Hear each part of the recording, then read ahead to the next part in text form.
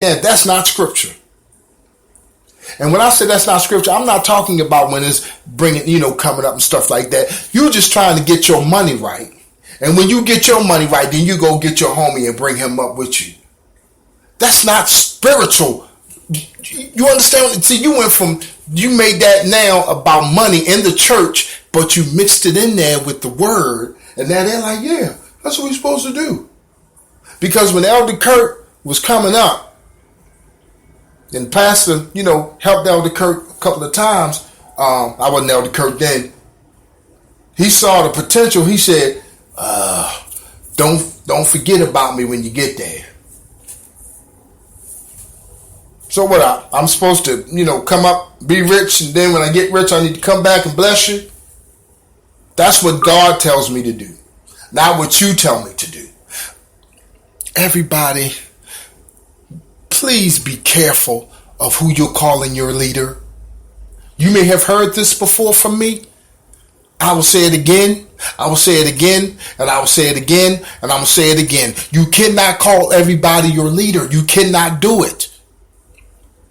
I told a young man this. We had a boss over the time. Every day he went to get drunk before he would come back to work and whatever till everything was done. And he said to me, well, that's our leader. I said, first of all, watch what you're saying. I said, because you see what he does to deal with his pressures. You call him your leader, then that's the example that you're going to go by to live your life. And when I mean live your life, your professional career. People don't understand, and I said this before, when you are around somebody for so long, I don't care if you complain or argue about them every day. That's the person you will turn out to be like. Don't believe me? Ask a couple of, let me see. Ask a couple of people that have been in a ministry for over 10 years. And they may not like what the pastor has done or said or does from time to time. But you will notice that they get along with what the pastor's doing.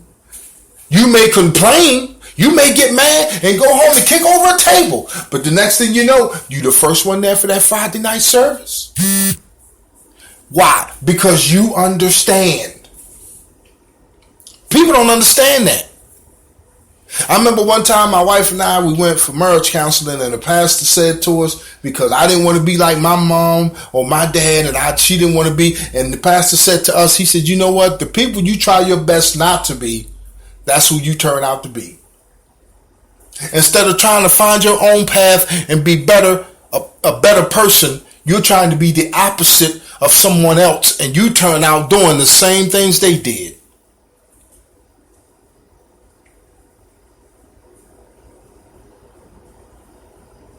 You're welcome. You're welcome.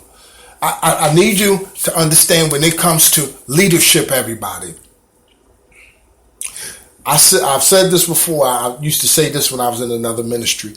I said you must first be willing to follow before you lead. You must first be willing to follow before you lead. But what happens is we get stuck in the following mode, because this is what my beef with other pastors was. I would love to follow the pastor, but what happened was the pastor had so many other pastors that they were down with your position or not your position. What you have in you has to be suppressed, because they only want to hear from the other pastors. They don't want to hear from you. God is talking to you straight from heaven. But guess what? When you go talk to that pastor, I'm sorry, I got about 3, 4, 5 pastors I got to go talk to. Just hold on to that. I'll get back to you.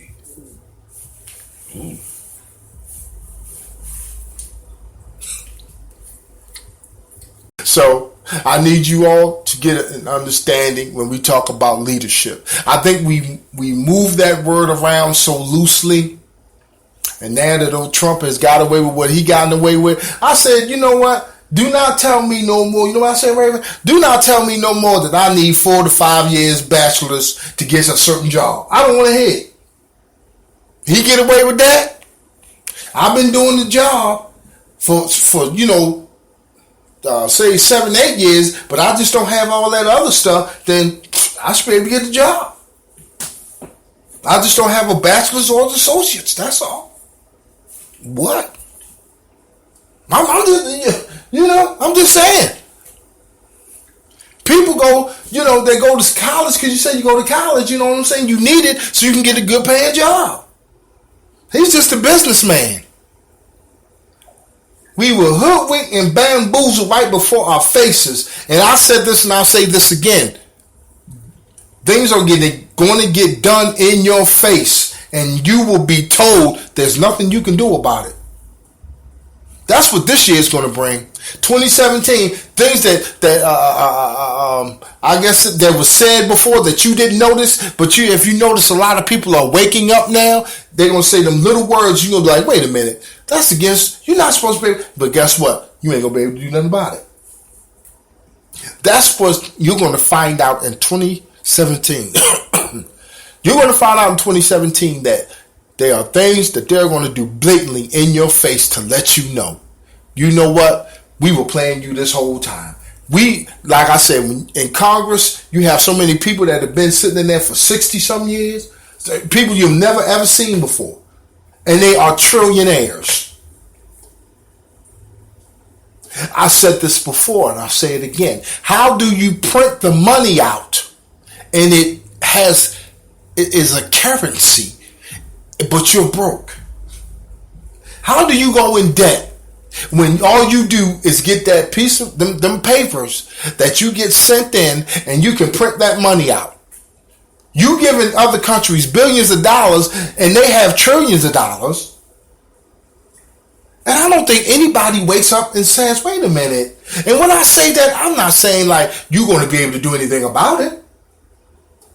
But I just say this so you can be very much aware. Man, they tripping. Stand up for the flag and put your hand over your heart. All the dirty stuff that goes on.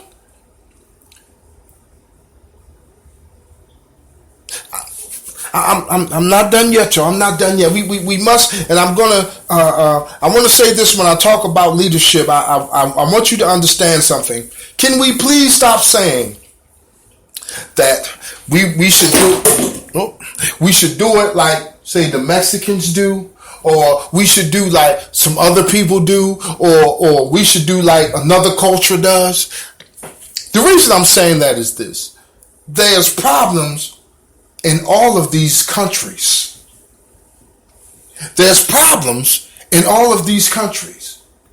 Everybody doesn't do the same thing. When I say everybody doesn't do the same thing, all the Mexicans don't always stay in a house together, and then, once everybody gets enough financial, they go off on their own. All Mexicans don't do that. But we say, oh, let's do it like them. Guess what? Please.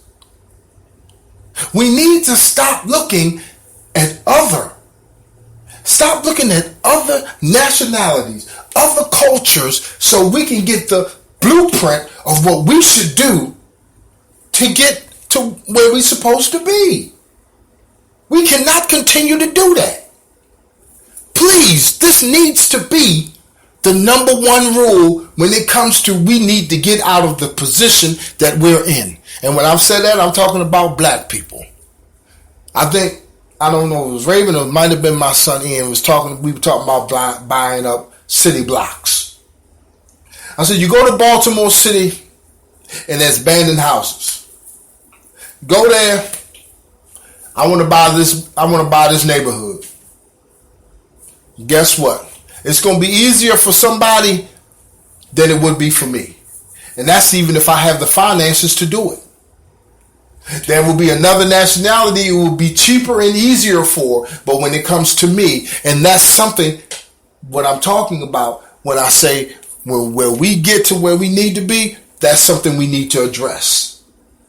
Now, the way I like the way people do it is they'll go and they'll put that same property. You may have seen it on, sometimes they've done it on TV and also on Facebook. They will have a Caucasian person go in, then they have a black person go in, or they have an Asian.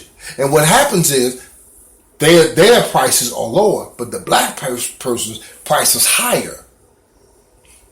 We're not recognizing that there is a problem here, and for us to solve this problem, we need to hit it head on. But instead, we just need somebody to be a leader and lead us out of this. There are too many people that have arrived, and when I say arrived, they are very financially stable, but they're just not telling anybody else how they got there. They don't tell nobody else how they got there, because if I tell you, you will come get my stuff. It's the culture that we're living in. You gonna come get my stuff, so I'm not gonna tell you, how I got it or how everything happened for me. I said this before. I said this is a taught behavior. This is a taught behavior. That's why we fight amongst each other all the time. That's why we have, like I was talking about Kim Burrell. I said that's why when something happens, we're so quick to get on the mainstream media and throw this person down, he or she. But we never come to each other and talk about the situation or get anything straightened out. But we're looking for a leader. We need somebody to lead us. Let me ask this question. What happens if we don't get a leader? You want to stay right here? Is this the way it ends? Oh, wait a minute. I saw something that said, no matter if Trump is the president, Jesus is still king. He's been king all these years. If you feel I'm being disrespectful, okay. He's been king all these years. I continue to hear it is done. And then he gave up the ghost. But, and I say but, we are still, and from what I keep hearing the pastor saying when I was in there, we have the keys in our hands. That's the scripture. We have the keys in our hands. But let me ask you a question. Why aren't we able to open these doors if we have keys in our hands?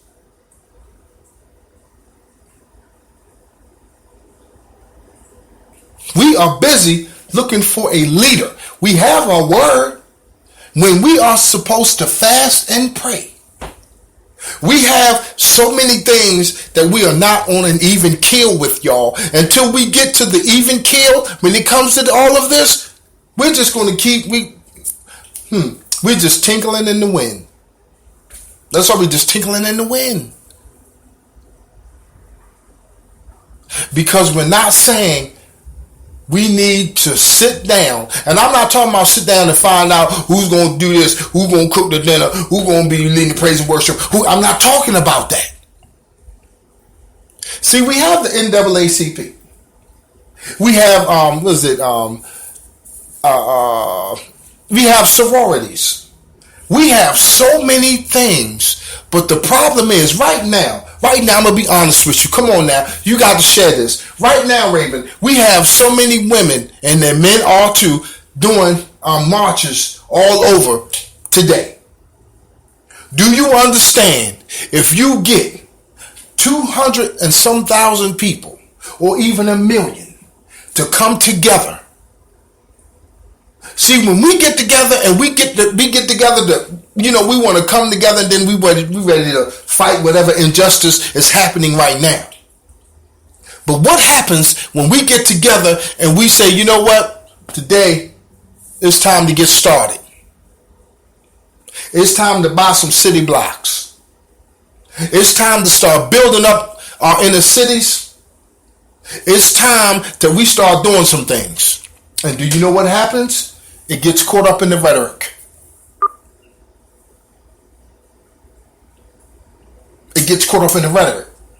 Because nobody is going to be faithful and nobody is going to follow it through. Elder Kirk, you just complaining. I'm not complaining.